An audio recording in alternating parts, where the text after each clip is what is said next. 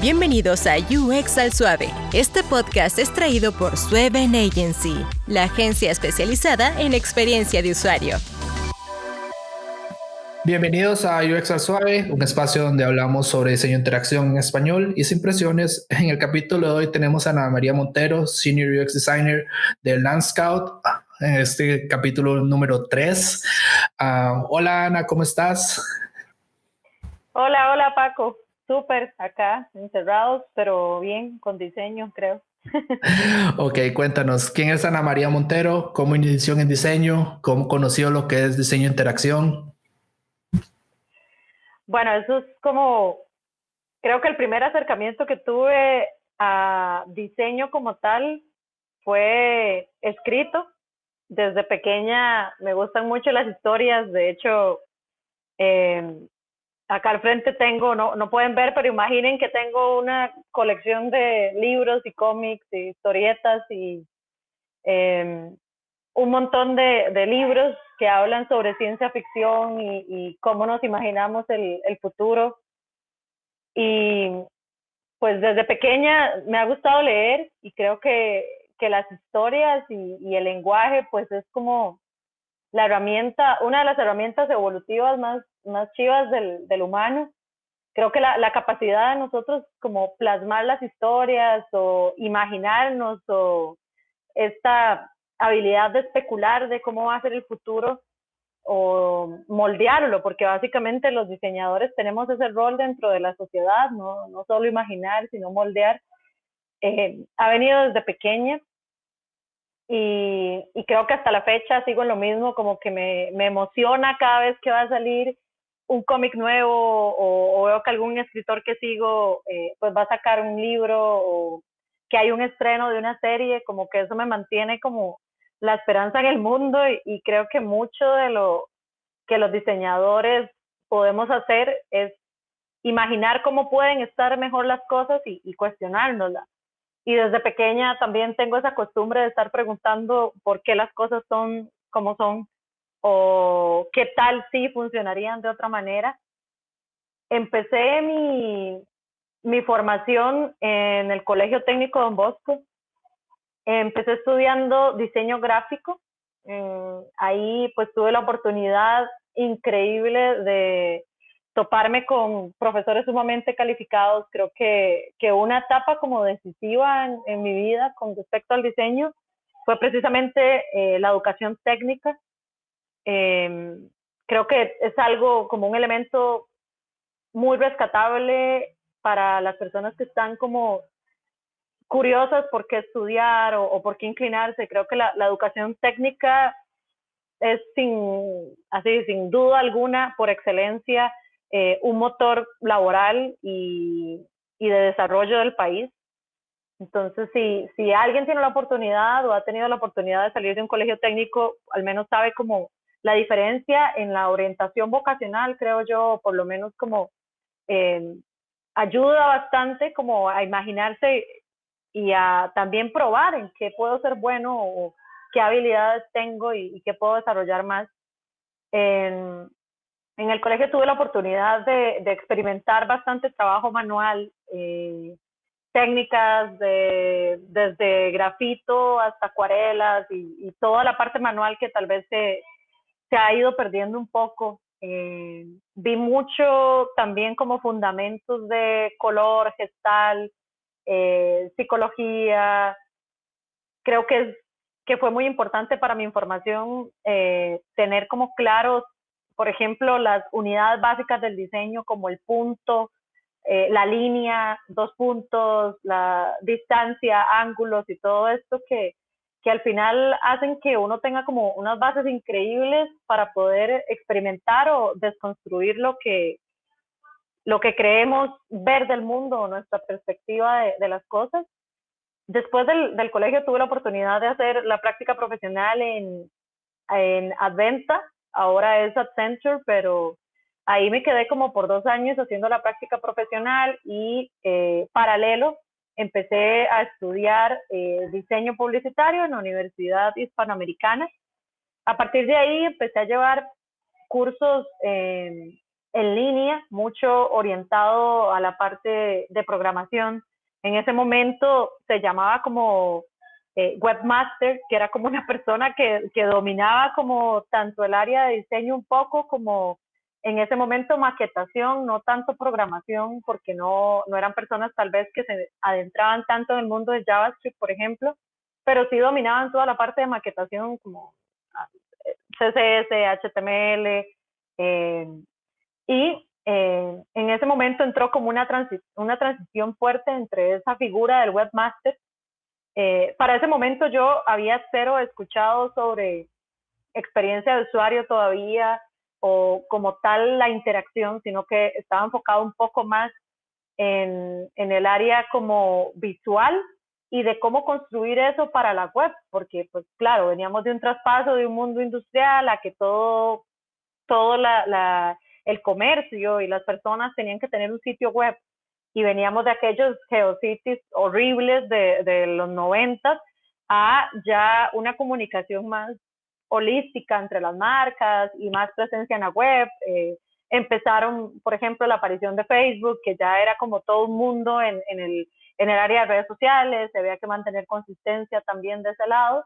Entonces como que empezó a explotar nuevas figuras ahí de la utilización del recurso gráfico como tal, y pues nació como en otras compañías más grandes y tal vez de otro lado del occidente, esta figura del diseñador ejerciendo otros roles, que quizás es donde yo siento que todavía acá, al menos en Costa Rica, nos falta explorar, porque precisamente se sigue tal vez viendo esa etapa del diseñador o ese rol meramente visual, que realmente es como una equivocación. Digamos que las grandes compañías tienen estos grandes diseñadores que son pseudogenios que se inventan, claro, siguiendo metodologías y procesos súper complejos y añadido a la investigación súper profunda, productos que a nosotros nos parecen de la nada o nos inventan necesidades y todo este nuevo imaginario que está ahí presente. Y precisamente en Costa Rica tenemos todavía como esa ausencia de estos roles de diseño que hasta el momento se habían como explorado. Luego de la universidad seguí estudiando, tuve la oportunidad de entrar a Brain Station y a la Academia 404. Recuerdo que Brian Salazar, el de la academia, había sido mi antiguo manager en una agencia en la que trabajaba paralelamente al estudio y todo, y pues con él tuve la oportunidad de como se dice, travesear o inclusive explorar tecnologías emergentes hace como que 6, 7, 8 años en su momento, como el Kinect, el Makey Makey y cosas ahí como más de makers, y fue esa curiosidad con él en el que yo empecé como a notar de que efectivamente había como un lazo muy estrecho entre idear, construir y tomar la tecnología como un medio, pero no como el fin, sino ver este otro rol, esta otra cara del diseño, que quizás desde mi perspectiva de diseño gráfico, puntual, o la rama visual del diseño, yo no había podido explorar antes. Ahí, por dicha, empecé como a mudarme hasta ese otro lado. Ya tenía un poco de experiencia desde a venta en HTML, CSS, empecé a llevar clases en Sempotec de JavaScript específicamente.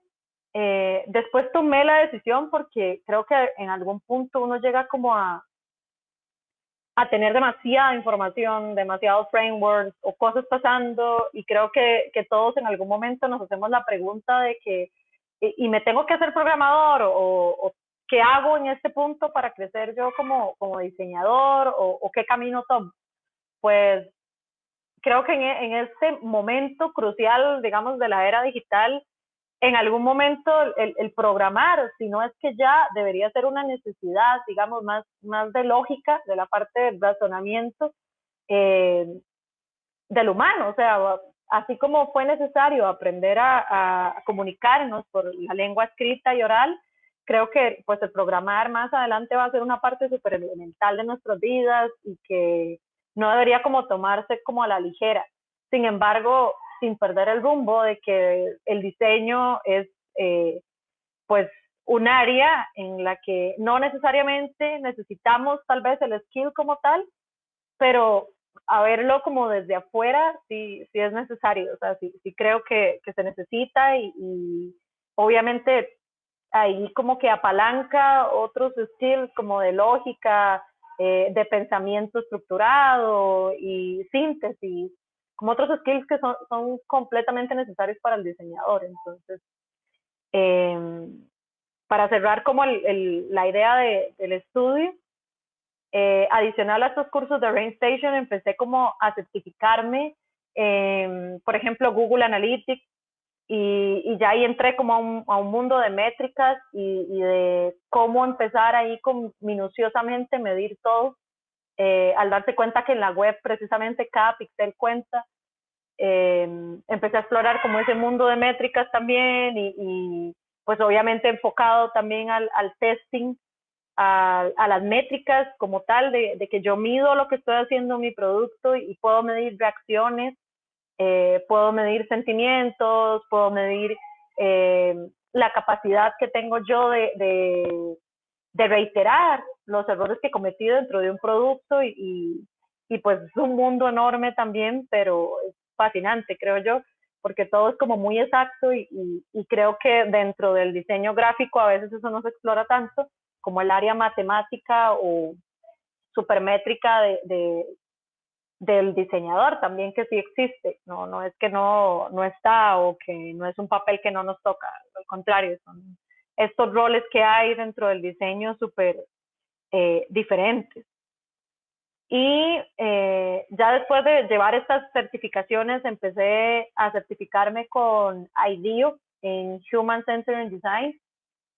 Adicional a esto, empecé como a llevar certificaciones cortas de storytelling, inclusive tuve la oportunidad de ser educadora en 2 universidades de acá de Costa Rica. Ayudé un tiempo junto con Ana Dom en la Veritas, luego de ahí me pasé a la creativa por razones de educación propia. Actualmente me encuentro estudiando un magíster en diseño avanzado en la Universidad Católica de Chile y tuve que dejar de dar clases porque quiero dedicarme al menos estos 2 o 3 años, lo que dure la maestría, en aprender más cosas para no solo personal, sino que también en esta labor educativa del diseño y la disciplina, poder aportar dentro del país en este montón de déficits educacionales que tenemos en cuanto al diseño. De hecho, eso es lo importante aquí de recalcar, ¿verdad? El UX Design funciona para todos y es importante para cualquier tipo de rama, ¿verdad? No necesariamente tenés que venir de diseño como venimos todos, ¿verdad? O de arquitectura como viene Danilo, sino puedes ser UX Designer desde cero. No necesariamente tenés que tener una carrera en diseño. Ahora, esto es lo grandioso del diseño de interacción, que si buscas información en universidades, casi, bueno, acá en Costa Rica, no sé, en el resto de Latinoamérica, casi no hay como una carrera que te lleve a un título de bachiller en diseño de interacción, sino más que todo es diseño de producto o diseño industrial y después sacas una licenciatura. Entonces ese es el camino como realmente formal, el único que existe acá en Costa Rica. Pero de hecho, el camino que la mayoría hemos seguido es exactamente ese: cursos, cursos libres, cursos en línea, ¿verdad? Y eso es lo interesante, que cualquiera puede aprender de cero. Ahora, cambiando de tema, ¿qué tan difícil es diseñar sistemas de mapas o como vos lo llames? Ahí más o menos estuve viendo en lo que trabajas actualmente. Me parece súper interesante cómo se aplican esos sistemas al diseño de interacción o cómo se mejora la calidad de las personas mediante estudios de UX, por ejemplo, a esos sistemas que vos diseñas. ¿Puedes contarnos un poco? Yo sé que puede ser ahí una información ahí confidencial, pero no, para nada. puedes contarnos como así como por encima, si querés, para que la gente vea que también se aplica no solamente de aplicaciones, sitio web, e-commerce, sino se aplica a cosas que cambian la vida de las personas. Claro, yo de hecho, bueno, estos días dentro de la universidad he estado aprendiendo un poco más sobre estas órdenes del diseño, así como los Jedi que tienen sus órdenes.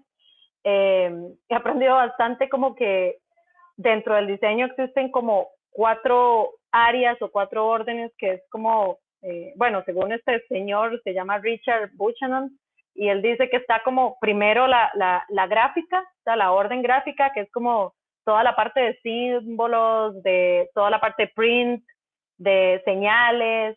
Luego viene ya la capa más grande, que es como la industrial, que ya es el diseño de productos como tal. Otra capa que empaña ya la interacción, que es como servicios, experiencias, interfaces, la información como tal.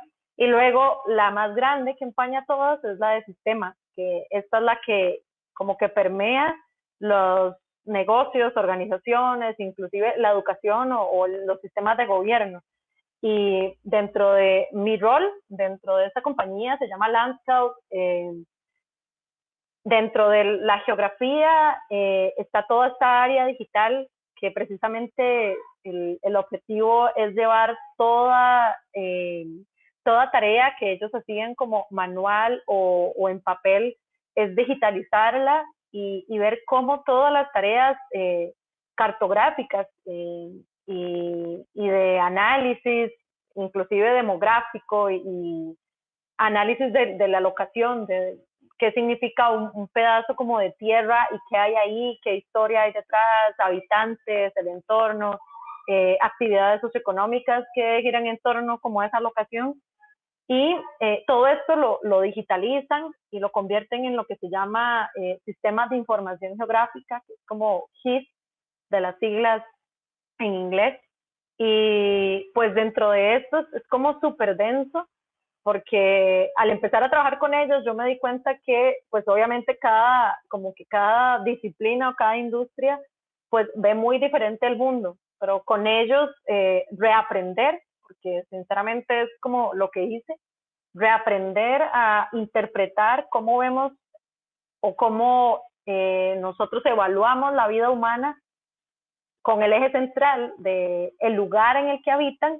Pues es como casi que una nueva metodología, porque en diseño es como, ok, el ser humano es el centro, pero para los geógrafos es como, ok, está el ser humano, pero ese ser humano habita en un pedazo de tierra y, como por poner un ejemplo, ese pedacito de tierra tiene una historia, viene desde civilizaciones antiguas, tiene minerales, y pues eso rige todo como va a ser total el estilo de vida de esos humanos en ese entorno.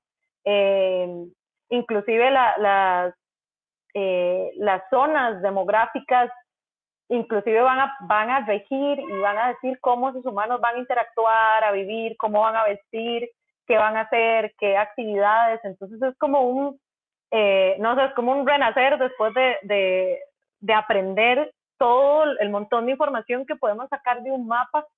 Y creo que es increíble. Digamos que después de ahí yo me empecé a comprar un montón de libros de cartografía y todo, porque precisamente involucra estas 4 órdenes del diseño. Y creo que cualquier producto o servicio que nosotros vayamos a tocar en alguna de las aristas pega obviamente con la orden gráfica o con la orden industrial o con la orden de diseño de interacción. Y pues por supuesto pega o corresponde o se asocia a algún sistema, ya sea social o de educación o algún gobierno. Entonces como que tenemos que aprender que el diseñador tiene que tener esos roles y dentro de lo que esté haciendo, puede que de una medida a otra en algún momento estemos porcentualmente metidos en un rol y después en otro, y ahí va cambiando inclusive de producto a producto, ni tan siquiera es como para la compañía que trabajamos.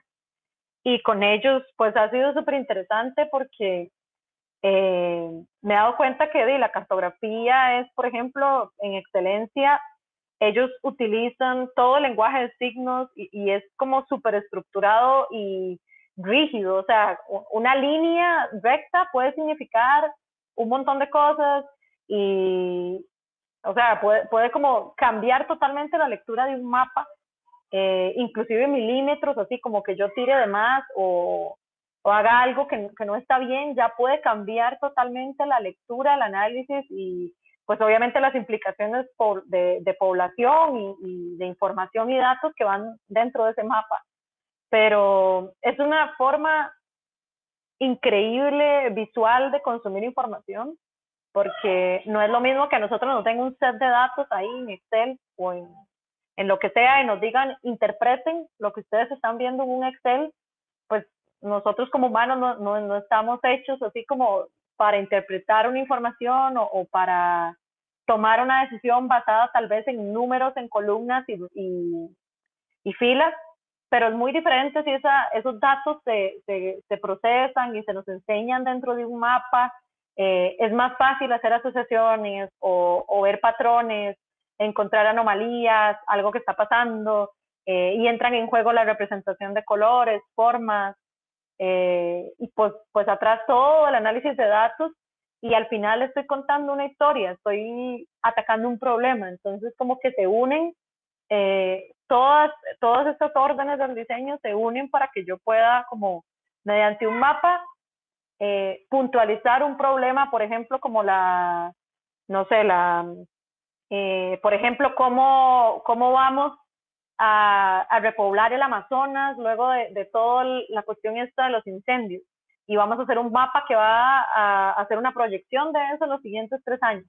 Es un problema, yo estoy contando una historia, el mapa es una herramienta visual que me permite a mí digerir rápidamente, hacer conexiones, tomar decisiones, predecir comportamientos, atajar errores. Entonces, como que ha sido un mundo increíble de explorar. Me he dado cuenta de cosas así como súper curiosas, como por ejemplo con los mapas, cosas que ni sabía, por ejemplo, de las divisiones continentales, miles de curiosidades que creo que total eso es como la gasolina del diseñador, es estar curioso siempre y pues estarse preguntando por qué inclusive un mapa funciona así, o si el mapa mundi es totalmente certero, y mucho de eso pues lo agradezco a la posición que tengo ahora en un mundo en el que no había tenido la oportunidad de tal vez indagar tanto, que es como la geografía y cartografía y todo esto por detrás. Meto la cuchara un poco ahí, ¿verdad? Yo estuve viendo un video hace un tiempo de The Verge, que se llama, de una división que se llama Borders. Y entonces hablaban que el mapa que utilizamos en las escuelas y en todo lado, la escala que tiene los países hace que Estados Unidos sea más grande de lo que realmente es. Y que África en realidad es muchísimo más grande de lo que viene representado. Entonces yo me quedaba como, wow, o sea, hacen que la gente, de hecho, metiendo en user experience, experiencia de usuario, lo seguimos diciendo en inglés, aunque queramos tropicalizarlo. Acá la experiencia de usuario, lo que han hecho las escuelas durante muchísimos años es hacer pensar a las personas que vivimos en América, no solo Estados Unidos, sino en América en general, que Estados Unidos es enorme y que África es la cuarta parte de lo que es América. Entonces uno es como, uy, sí, no sé qué tan grande es África. África es como Texas y Texas para la derecha, ¿verdad?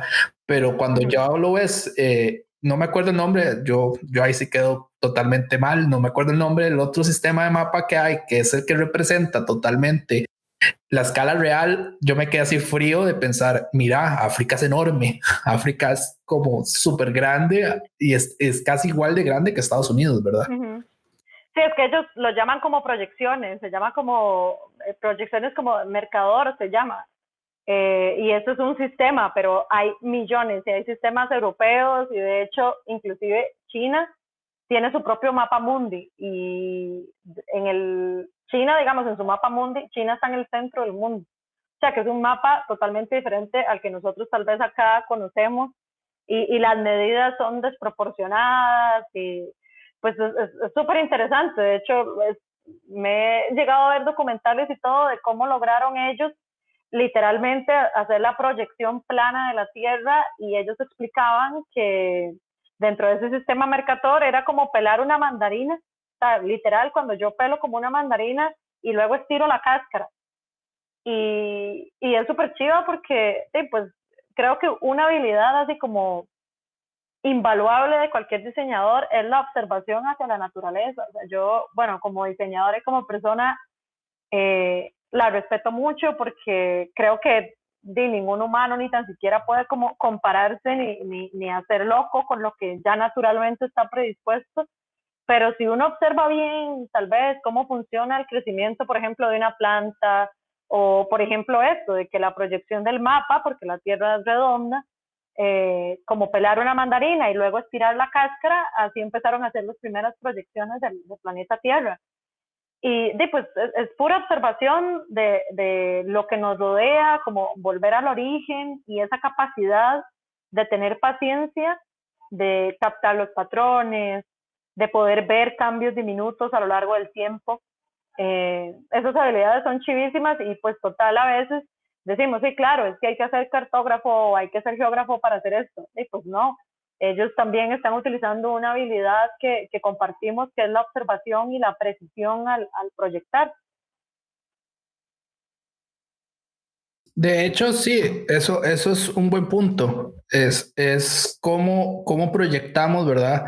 Y cómo me imagino que las personas que diseñaron los mapas dijeron, ok, ¿cómo lo va a usar la gente? Y mira, vamos a hacerlo así.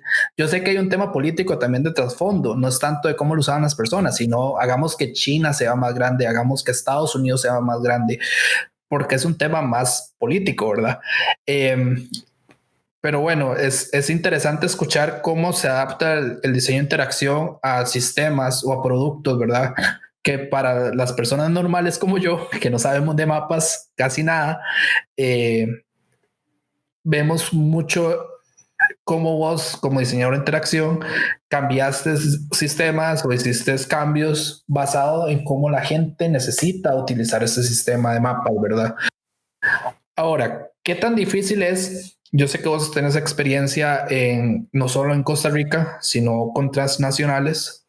¿Qué tan diferentes son los procesos de diseño de interacción en empresas acá versus empresas en Estados Unidos? ¿O cuánto nos falta a nosotros acá en Costa Rica o Latinoamérica para llegar a ese nivel? Digamos, decir, ok, qué es, hacia dónde tenemos que llegar, digamos, ocupas hablar inglés, digamos, una persona que sea un UX designer para trabajar en una transnacional, por fuerza tiene que hablar inglés, ¿verdad?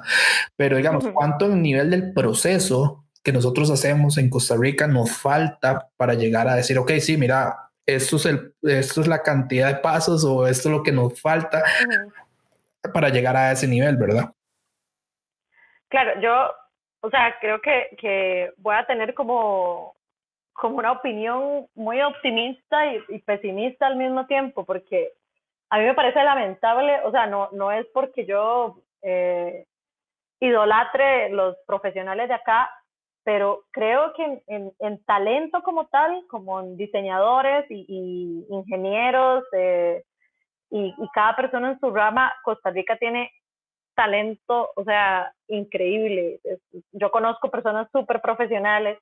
Lo que pasa acá es que tenemos, así como tenemos gran porcentaje de talento y personas súper capaces, inteligentes y genios, así de grande es la fuga de talento que tenemos. Casi que en todas las industrias pasa eso. Muchas personas acá como que son súper buenas y precisamente por lo buenas que son terminan exportando el talento y pues y me incluyo porque yo vivo acá y todo, pero no trabajo para ninguna empresa de acá. Y pasa también que muchas personas buenas se terminan yendo del país y es el caso como el caso como máster la mayoría de personas buenas que yo conozco se terminan yendo así. Creo que en educación sí hay que hacer como ajustes, como en todo. Uno de esos grandes ajustes es precisamente en el lado como de diseño, dejar de pensar o asumir que el diseño es esta parte visual, que creo que eso es un problema muy recurrente. Pensar en el diseño como estas órdenes más allá de lo gráfico, sino como lo industrial, la interacción, sistemas, el diseño como una ingeniería, como tal. Eso es como uno de los primeros pasos. Otro paso es dejar de acá de Costa Rica estar hablando como de introducción al diseño, introducción a UX. ¿Por qué? Porque creo que inclusive para tener un nivel competitivo tenemos ya que inclusive tener otras conversaciones, por ejemplo, economía circular, diseño y diseño especulativo, diseño de tecnologías emergentes, diseño y realidad virtual, diseño para la discapacidad.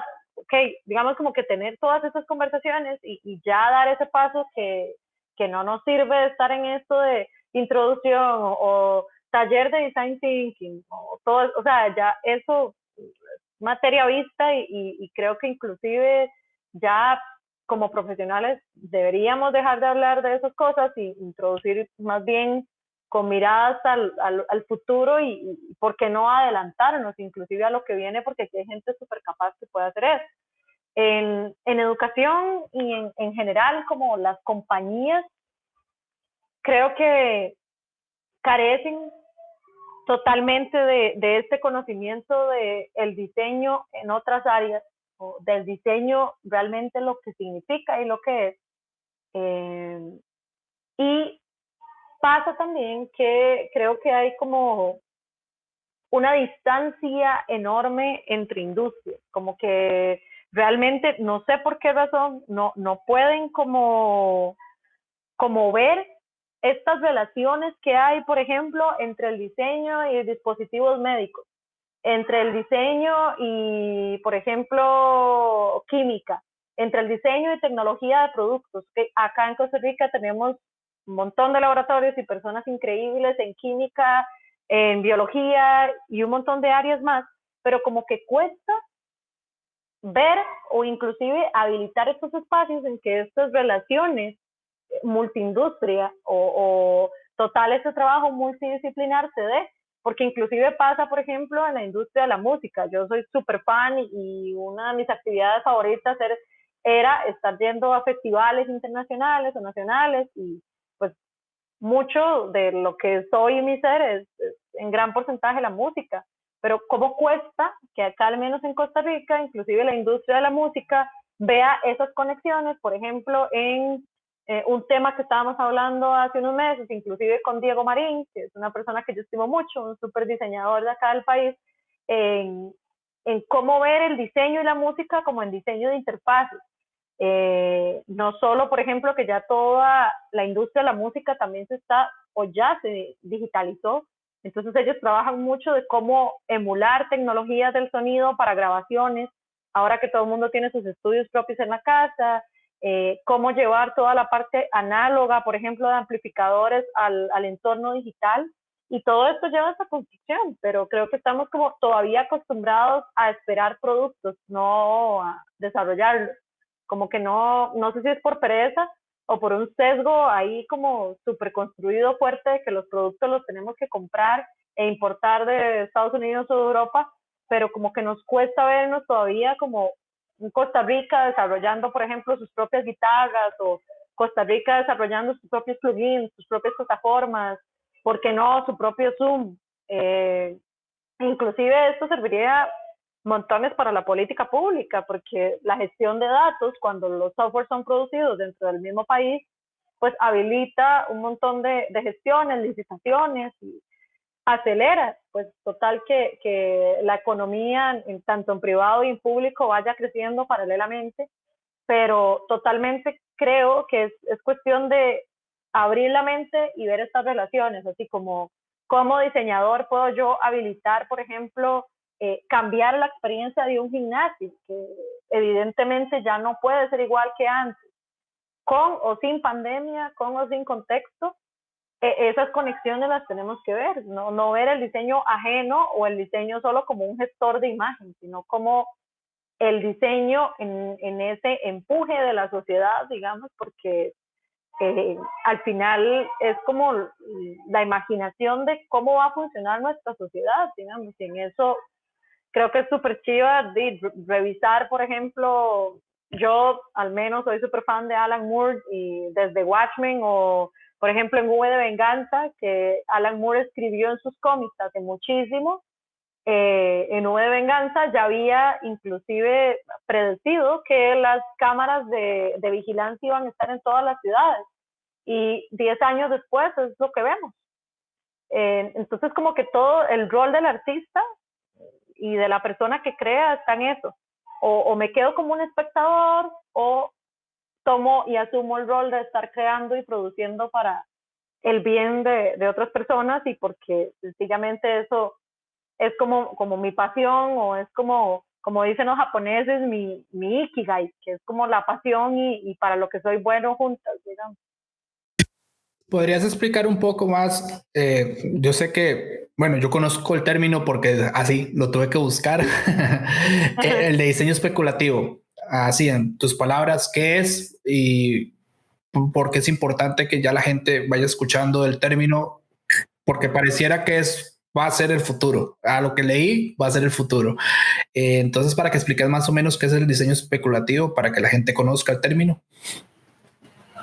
Claro, digamos que no es algo nuevo, sino que viene de un montón de olas, por ejemplo, de cómo nosotros imaginamos no solamente el futuro, porque inclusive cuando yo empecé como a estudiar o a leer más sobre el diseño especulativo, claro, cuando a uno le dicen cuando le dicen a uno diseño especulativo, uno piensa obviamente que ese es el futuro, y ya, entonces empieza tal vez con el sesgo de que se va a ver todo futurista o que son como todo arraigado a la tecnología y no, o sea, es intervenir en la metodología teniendo, por ejemplo, en cuenta lo que estoy diseñando ahora, pero tomando en cuenta lo que ellos llaman dos tipos de futuro, que es como el futuro cercano, que es de aquí a unos 5 años, y el futuro lejano, que es de 15 a 20.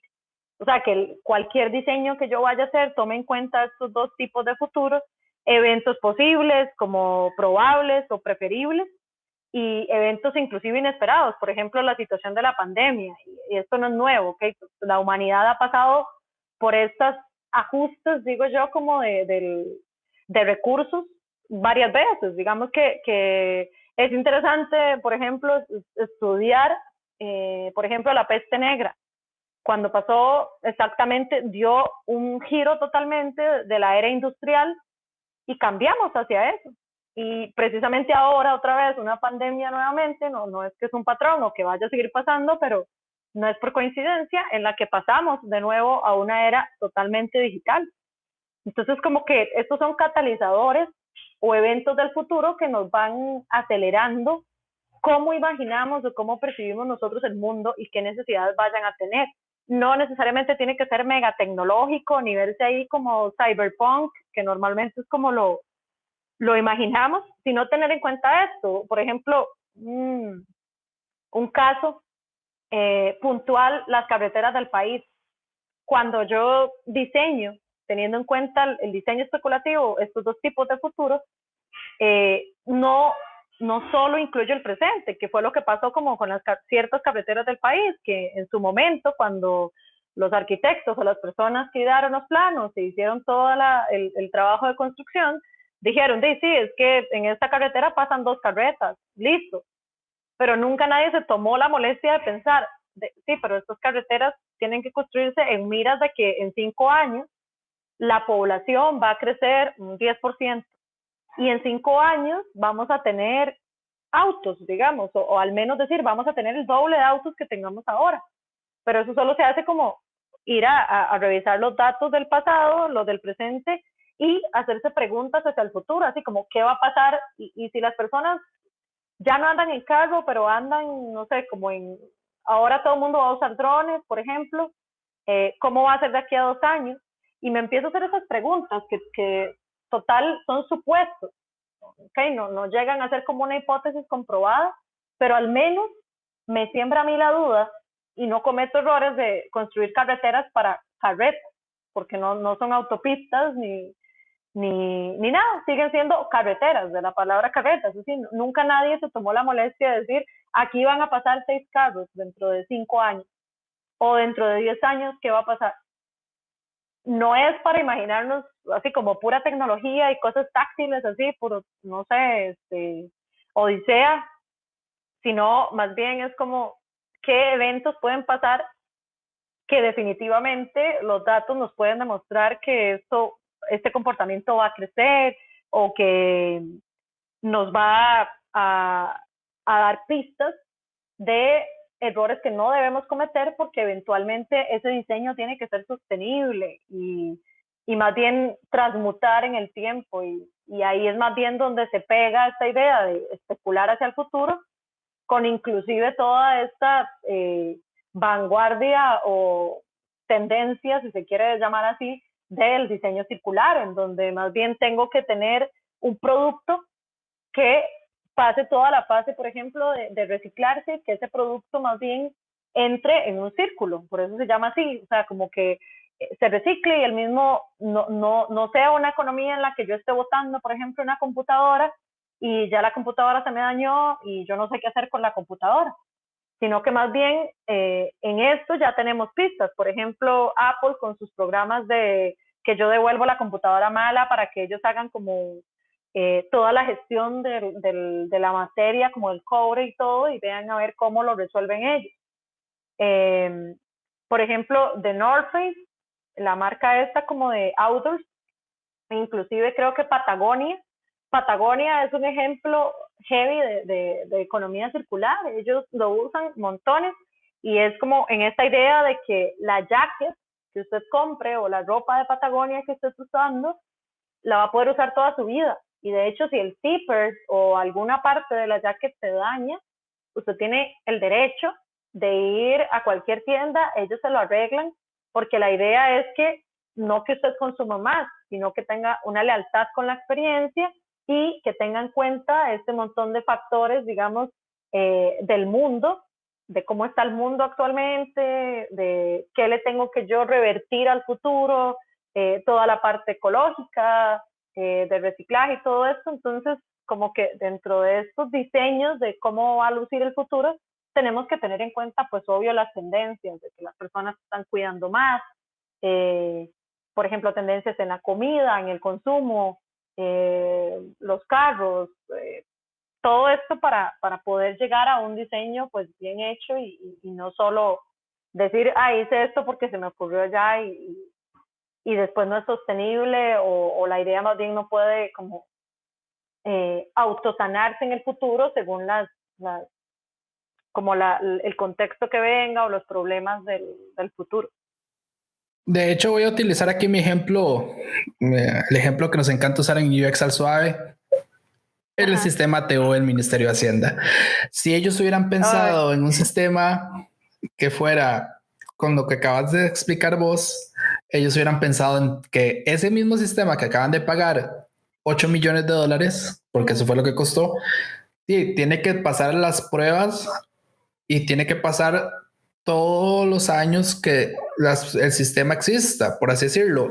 El sistema debería funcionar con una Mac nueva, porque no sabemos si la población, ¿verdad? Un sistema tan grande para tanta población, sale una Mac nueva, y ellos tienen que haber pensado en que, bueno, entonces, si va a salir una Mac nueva, entonces nosotros deberíamos soportar Safari, por ejemplo. Las personas que utilizamos Mac sabemos que ATV en Mac es un infierno, porque ellos nunca pensaron que existen personas que utilizan sistemas Apple, por ejemplo, o vamos a ponerlo así, y pasa algo en el mundo y los teléfonos táctiles ya no son la moda, y si no sería otro tipo de sistema por voz, por ejemplo, y entonces el sitio de Hacienda, tras que solo funciona en computadoras, una persona que solo tenga un dispositivo móvil no lo puede utilizar y no puede crear facturas, no puede crear su cierre contable, no puede crear nada sin tener que pagarle a un contador, aunque el servicio se pensara para cualquier ciudadano de este país, ¿verdad? En el caso de Costa Rica. Entonces, eso es lo que yo creo que también aplica, porque digamos, aquí tu ejemplo es más para customer experience, ¿verdad? Para productos físicos, pero aquí tu ejemplo también se aplica muchísimo para este tipo de sistemas y cómo los gobiernos deberían de pensar en diseño a prueba del futuro, por así decirlo también. Claro. Y es esto como de tomar en cuenta y estar al tanto, por eso es como bueno leer y es otro skill, digamos, que si no lo desarrollan tienen que hacerlo. O sea, hay miles de maneras de consumir contenido, ya sea visual, por ejemplo, documentales, películas, no necesariamente y tampoco se saturen ahí como voy a ver todos los documentales de la Bauhaus y de diseño y de todo, porque no, o sea, al contrario, vean documentales y lean libros de cosas que no tengan nada que ver con diseño, porque precisamente en esa multidisciplinaridad, en ese ramo y en esos contrastes es donde salen las ideas poderosas, donde yo puedo tener una visión más amplia y pues conozco más del mundo, porque total se trata de eso. Y entre más uno lee, yo creo que se siente más ignorante y como que se va haciendo más humilde con respecto al término de conocimiento, porque sí, pues entre más lee uno, más se da cuenta que de lo que ignora, total. Entonces como que es un ejercicio constante estar leyendo sobre tendencias, sobre, por ejemplo, partes de esto de la economía, cómo va a funcionar. Ahora viene todo este boom también de la economía de cero contacto también, que es como todo la parte de ya el dinero evolucionando, del dinero físico, la percepción, por ejemplo, del dinero que tienen los niños y las nuevas generaciones, eh, de que ya yo no necesito nada para pagar, todo el concepto de dinero tal y como nosotros lo concebíamos que cambia. Entonces es súper bueno también, como diseñadores, un ejercicio que a mí me sirve montones es cuando yo no estoy segura de algo, que creo que no lo sé y no lo puedo ni definir, o sea, irlo a buscar al diccionario, tal cual, así existe, irse a leer la definición, porque a veces pecamos de que todo mundo, inclusive a mí algo que me cae súper mal y yo trato de evitarlo, es estar utilizando palabras en inglés, o sea, prefiero ir a buscarlas en español. Aunque yo trabajé para una compañía de Estados Unidos, yo vivo acá y español es lo que hablo y pues yo tengo que tener mis argumentos en español y saberme defender. A veces una que otra vez se me sale alguna palabrilla y a mí eso me parece una polada inclusive, porque sí existe, o sea, inclusive el español en términos de retórica es súper más fuerte. Entonces a mí me ha tocado, no sé, escuchar personas decir que es que no sé cómo se dice eso en español o, a ver, ahí todo un lenguaje súper explicativo en español que nos puede servir para eh, abordar nuestras ideas, para explicar conceptos y creo que irse al diccionario y buscar, por ejemplo, a veces hablamos de qué es un insight y un insight y un insight y un insight, pero si yo le digo a alguien, defínamelo en 3 palabras o me puede dar la definición de qué es, creo que ni nos ponemos de acuerdo. Así, 3 personas con la misma educación y todo, no nos vamos a poder poner de acuerdo porque a veces pecamos de saber que conocemos esas palabras, entonces las tenemos que ir a buscar y a redefinir. Eh, Dentro de la filosofía hay una rama que se llama ontología. La ontología es el estudio de la percepción del humano sobre las cosas, o sea, como definir qué es un vaso, qué es un vaso, qué significa el vaso para el humano, o sea, de dónde nació el concepto de vaso, por ejemplo. Entonces es muy creo yo que como fructífero como diseñadores irnos a revisar esos conceptos y de dónde vienen, porque a veces al estudiar la raíz de la palabra o el contexto en donde nació, podemos tener pistas de cómo desconstruir o desarmar. Y algo buenísimo es hacer ingeniería inversa. O sea, si yo no sé cómo hacer un wireframe, no sé hacer como un diseño, agarren así un pedazo de papel carbón y lo calcan, o sea, desarmen algo y lo vuelven a armar. Y de ahí, esa técnica de ingeniería inversa sirve montones para explorar el mundo, para que yo aprenda a ser haciendo, valga la redundancia, porque solo así como que se puede nutrir la experiencia también.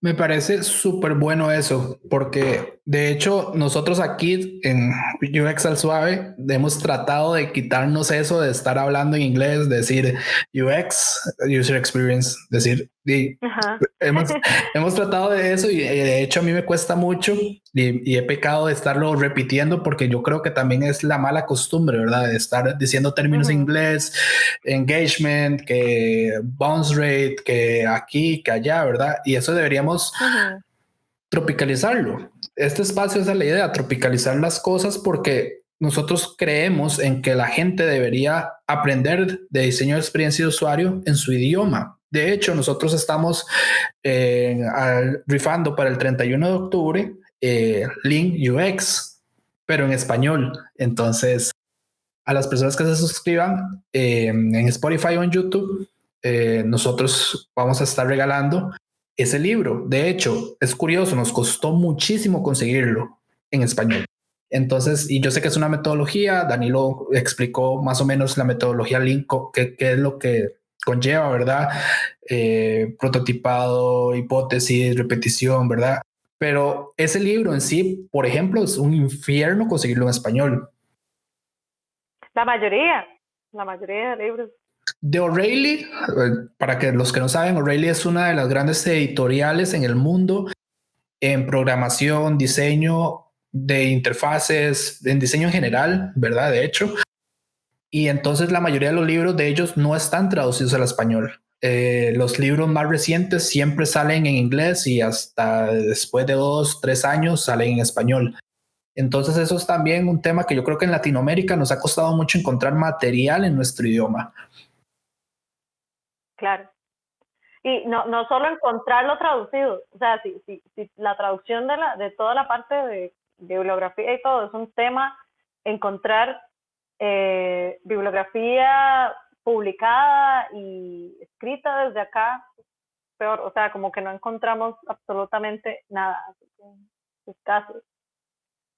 Entonces es un área también como muy cool porque pues uno puede escribir un libro, no sé, yo hace poco tenía la idea y yo dije como, pero ¿y qué si lo hago? Pero por ejemplo tenía la idea de hacer etnografía revisando los zapatos de las personas, porque era una idea que tenía por observación, así como cada vez que conocía a una persona nueva o veía a una persona me quedaba observando los zapatos y aunque no lo crean, de los zapatos se puede sacar un montón de datos, así como que no solamente por la marca en sí, porque creo que eso es lo que menos importa, sino, por ejemplo, si una persona anda los zapatos muy sucios o gastados, eso quiere decir que la persona camina. A diferencia de alguien que ande con los zapatos súper nuevos, uno sabe o que son nuevos o que siempre andan en auto o en transporte público o algo, pero uno puede sacar como conexiones súper buenas de cosas en las que ni imagina. Entonces, ¿por qué no hacer un libro de eso? Como etnografía desde los pies, y que son súper interesantes y pues temas hablando de esto mismo de las conexiones. Por ejemplo, dentro de eso mismo, Rosenfeld Media, que también es una editorial súper grande, ellos tienen temas súper interesantes. Uno de mis libros favoritos se llama Make It So, y es realmente de ciencia ficción y diseño de experiencias. Y ellos lo que hacen es revisar todas las interfaces en todas las películas de ciencia ficción y sacan como pistas de qué tecnología es actualmente, hace cuántos años lo sacaron, qué percentiles usaron, por ejemplo, tamaños, no sé, creo que como a la mitad del libro hay un análisis súper interesante como del casco de Darth Vader, y era como cuánto medía, las dimensiones, cómo se hizo, cómo hicieron para llegar al concepto, qué inspiración utilizaron. Entonces, realmente también es como una invitación para que piensen en eso, o sea, no solo consumir cosas de afuera, sino ¿por qué no podemos tener personas que hagan un libro acá, una editorial? O sea, como eso mismo, esa invitación que decía de ver otras conexiones con otras industrias y que se empiece, ojalá en algún momento, a generar material desde acá y no solo seamos unos espectadores desde Centroamérica. Sí, me parece súper genial tu idea. De hecho, nosotros deberíamos ya ir como avanzando, avanzando en mejores procesos. Claro. Y en mejores tendencias, ¿verdad? Costa Rica tiene, bueno, hablo por Costa Rica porque estamos desde Costa Rica, pero el capital humano que tenemos acá es muy bueno para empezar a crear cosas made in Costa Rica, por ejemplo. Ahora, a todos acá les he preguntado lo mismo. A ver, cuéntanos, ¿cuál es tu proceso desde cero? Vos tenés que diseñar un app, por ejemplo, o un website, o te dicen, mira, ocupamos que nos ayudes y nos des la mano con un nuevo producto que vamos a lanzar al mercado, pero no tenemos ni el diseño, no tenemos requerimientos, no tenemos nada. A ver, cuéntanos, ¿cuál sería tu proceso de cero? Ok. Acá creo yo que sería como súper cliché decir que entraría con lápiz y papel, y creo que no lo voy a hacer porque espero que todo el mundo lo haga. O sea, es como igual como materia vista. Yo espero que cualquier persona que diseñe, cree o componga o lo que sea, siempre ande con una libreta y un lápiz. O sea, como que creo que eso es lo mínimo.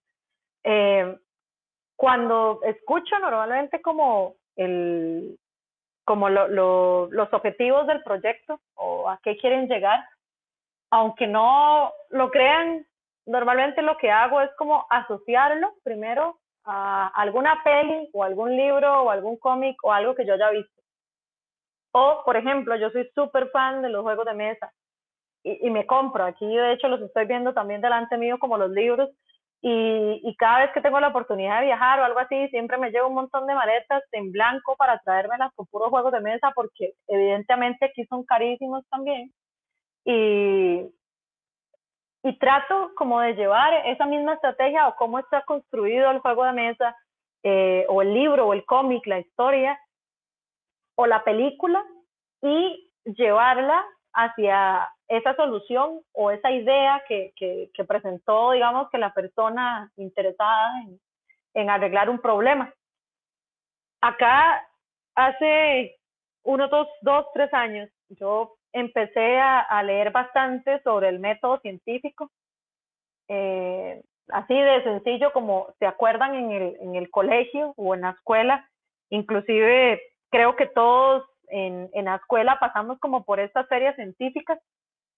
No creo que nadie, perdón, haya pasado como por eso de vamos a presentar ahí. Y el método científico como que es sencillo, pero es una manera de estructurar, llegar de un lado, de un punto A a un punto B, que es totalmente lo que tenemos que hacer nosotros. Y aquí hay un montón de metodologías y cosas para abrumarnos, por ejemplo, la del doble diamante, toda la de los núcleos del diseño. O sea, hay de todo. De hecho, nosotros podemos buscar como procesos y van a salir un montón de cosas en Google para abrumarnos.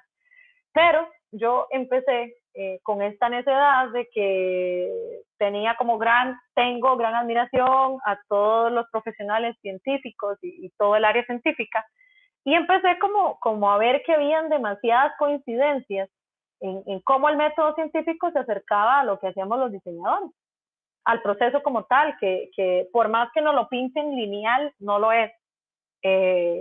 Y si ustedes revisan el método científico, pues el primer paso es como observar. Después el segundo paso es hacerse una pregunta, hacer una hipótesis, experimentar, llegar a una conclusión y presentar los resultados. Y sí, ese es el método científico a grandes rasgos, ¿verdad? Dentro del método científico, por ejemplo, para presentar un paper ya formal, pues hay un montón de cosas de por medio, el marco metodológico, el marco teórico, el estado de la cuestión y un montón de cosas más que precisamente yo he estado trabajando en hacer un framework en español, un marco de trabajo, no un framework, para que los diseñadores tengamos una noción del método científico aplicado a diseño, que total es lo que hacemos. Después de eso empecé como a investigar, me di cuenta que uno de los creadores del design thinking y de toda esta ola, este señor inclusive es el presidente de IDEO, de la compañía, y pues nada más y nada menos, él estudiaba en Stanford y tuvo la dicha como de pasar por las dos carreras, como por artes, como por ciencias. Y ahí fue donde él como que mezcló el arte como con la ciencia y pues inventó o rebrandió realmente el método científico. Hay un montón de artículos acerca de eso, de que él sinceramente como que se lo robó, y hay muchos científicos que discrepan del design thinking porque ellos dicen que es una manera de vender el método científico con colores. Para mi criterio, creo que inclusive acá en Costa Rica eso se ha utilizado re mal. O sea, el hecho de que yo pegue un montón de post-its en la pared y cobre, no sé, X cantidad de colones por un taller de 2 horas y no haga nada, para mí eso es un robo. O sea, yo no estoy haciendo nada ahí. Y ni tan siquiera es una metodología propia ni nada. Es simple y sencillamente que estoy tomando herramientas del método científico para hacerme una pregunta. Lo más difícil y en lo que más fallan para mí compañías, nosotros mismos como diseñadores y como humanos, es plantearnos un problema y definirlo. Si nosotros no tenemos claro así como qué es lo que yo estoy resolviendo o qué es lo que necesito, pues es muy difícil llegar con una solución correcta y mucho menos imaginar.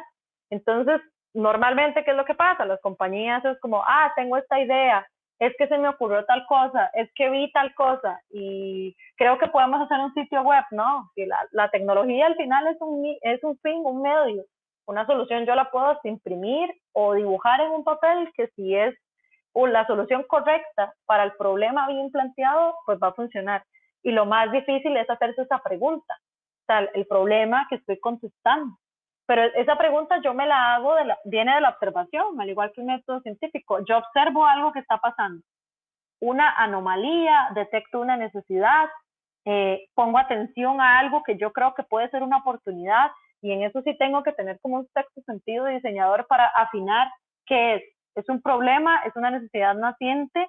¿Es una oportunidad que más bien puedo volver en una innovación? Que es un tema súper delicado también el de la innovación, porque la innovación se vende como si hubiese una fórmula secreta y eso no es así. O sea, todas las ideas existen. De hecho, hay un libro buenísimo que se llama ¿De dónde nacen las ideas? Y normalmente para que yo pueda crear una idea nueva, tengo que juntar 2 ideas. Bueno, no es como mágico, así como que la gente llama de hágale, métale 2 kilos de UX y ya sale. No es así. O sea, es un proceso científico de observación, de hacernos una pregunta bien estructurada. ¿Qué es una hipótesis? Una hipótesis es un supuesto, pero es un supuesto fundamentado en datos, en observación que yo vi, que yo puedo como defender, no es algo que yo me invento ahí como, o peor aún, un sesgo o algo que yo creo que es, pero no tengo datos suficientes. La hipótesis es una posible, un criterio que yo ejerzo como diseñador.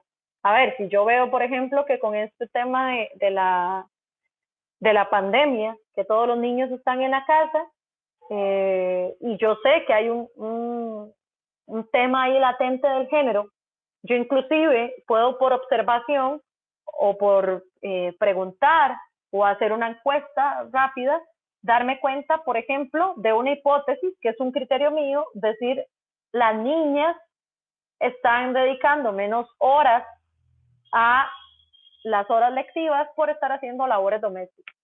¿Okay? Yo ahí observé un comportamiento, me hice una pregunta y mi hipótesis es esa.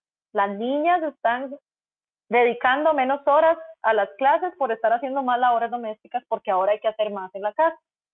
Luego experimento. ¿Cómo experimento? Pues hay un montón de recursos para hacer investigación y hay instrumentos, encuestas, por ejemplo, estudios de campo, y todos los instrumentos de investigación que como diseñadores nosotros tenemos.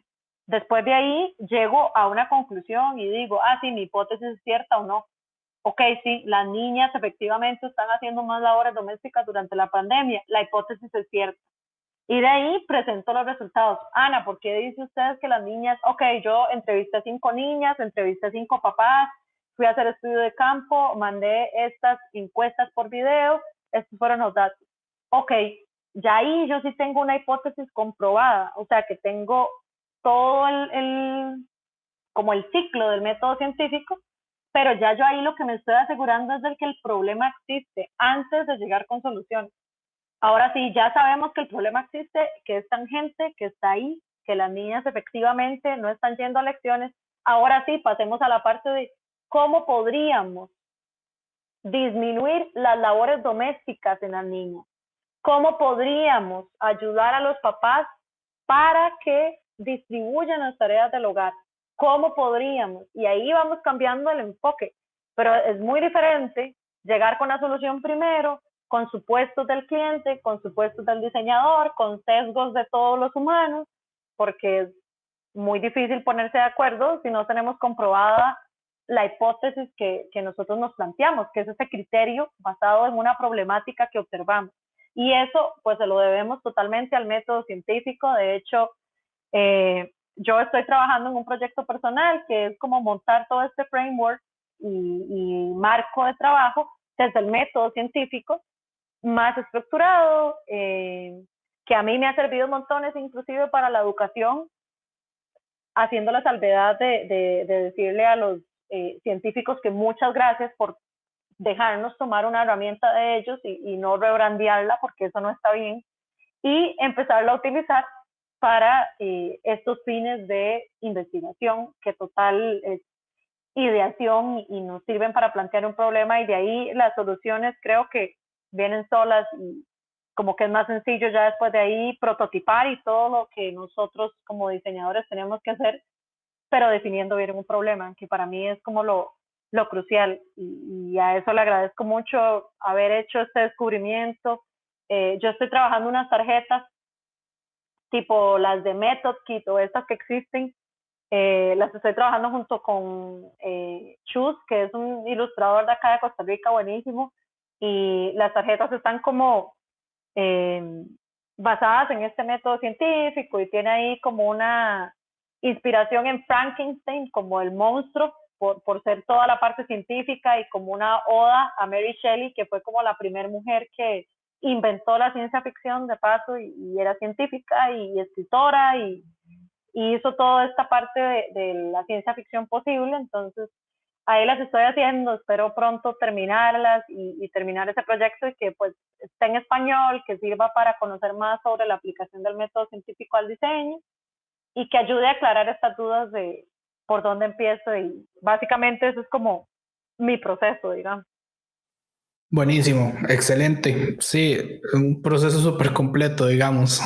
Y así la gente se da cuenta que todos ustedes, los que han llegado aquí a UX al Suave, tienen diferentes procesos para que vean que no, ni lo que le funciona a Ana no me funciona a mí, o yo lo hago diferente, o lo hace diferente Danilo, lo hace diferente Lucía.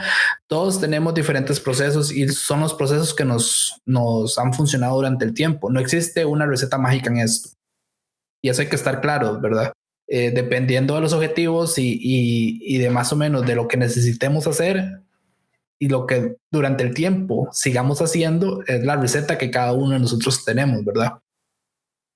Ahora, para ir cerrando, tu peor error, el error que vos digas, uy, me arrepiento, yo si hubiera sabido cómo hacer esto, lo hubiera hecho diferente, estaba comenzando, ahora lo veo y digo, demonios, yo hice esto tan feo. ¿No? ¿Cuál es tu peor error? Así que vos digas, vuelvo a mirar, quito la cara, apenas lo veo, así cuéntanos. Y creo que así como materializado, si tuviese que hablar de algo como un entregable que hice así como fatal, creo que mis primeros wireframes eran una estupidez, así, perdón la palabra, pero obviamente yo venía de un background muy gráfico, en el que yo tenía esta mala costumbre y este error de que según yo todo entraba por los ojos, que sí es cierto en buena medida, pero ya para medir como usabilidad y para medir si alguien se siente cómodo utilizando un producto o un servicio, pues los recursos visuales se quedan un poco cortos, porque total es de si está cumpliendo la tarea o no.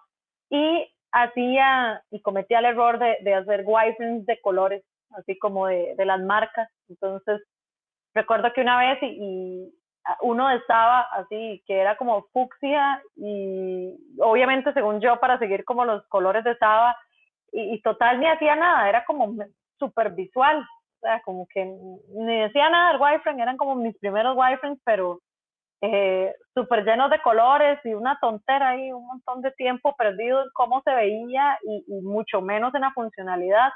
Después de eso, por dicha, ya como que entré en razón y yo me hice como unas cajitas humildes y tranquilas ahí, como serenas, con puro texto y gris, utilizando tal cual la escala de gris para jerarquías y todo. Pero sí, esto fue como fatal y me da risa. De hecho, lo veo como con compasión ahora. Y pues obviamente nadie llega a ser maestro sin pasar por esos errores. Y es chiva, o sea, como es, creo que lo más como nutriente como diseñador es ver que día con día encontramos errores en lo que hicimos ayer, inclusive unas horas. A mí me pasa que me levanto de la compu y digo, uy, qué tontera hice. Pero es bueno que más bien a cierto punto nos afinamos tanto la vista y todo, que podemos notar esas cosas y ver que lo que hicimos ayer yo lo pude haber mejorado. Y es un súper ejercicio, como fijarse en el mismo portafolio de uno, en algo que uno hizo hace 2 semanas, porque siempre le vamos a encontrar algo que mejorar. O sea, nosotros, inclusive los humanos y el planeta en sí, estamos en constante cambio. O sea, es imposible no encontrarnos una falla o algo que mejorar, o algo que ajustar ahí. Siempre lo vamos a tener. O sea, y más bien es bueno como presentárselo a otras personas para que lo destruyan, así como que lo hagan como, para eso es el diseño, como para desconstruir y destruir y mejorar. Qué buena respuesta me acabas de dar. Eso sí es cierto. Un buen diseñador debería ver como su mejoría día con día. Para los que más o menos se preguntan y están iniciando en el UX design, de nuevo lo dije en inglés, en la experiencia de usuario, es la costumbre. En la experiencia de usuario es importante lo que acaba de decir Ana aquí. Los wireframes, eso es como un consejo, nunca deberían de llevar colores o deberían llevar los mínimos posibles, porque si no sesgamos la funcionalidad contra el diseño. La gente va a decir, mira, es bonito, mira qué bonito se ve. Puede que sus clientes o la persona encargada del proyecto que ustedes están llevando piense, mira, qué bonito, qué buen diseño, pero ustedes están sesgando la funcionalidad sobre encima del diseño, por así decirlo, porque la persona ve el diseño primero y va a decir, mira, qué lindo diseño, pero nunca vio si es funcional o no, o cumple los objetivos que ustedes trazaron en esa propuesta que hicieron basados en sus hipótesis, ¿verdad? Claro. Y eso es lo que lo hace importante que los wireframes en sí sean a escala de grises. Pues bueno, Tal cual. gracias Ana por estar aquí con nosotros hoy. Un gusto, un placer. Espero tenerte aquí de nuevo, pero esta vez vamos a hacer un tema así como que la gente quiera hablar, así más específico. Ya mucha gente ya supo tu trayectoria y de cómo has llegado a ser una UX designer. Y de nuevo, darte las gracias. Las puertas aquí están abiertas cuando quieras.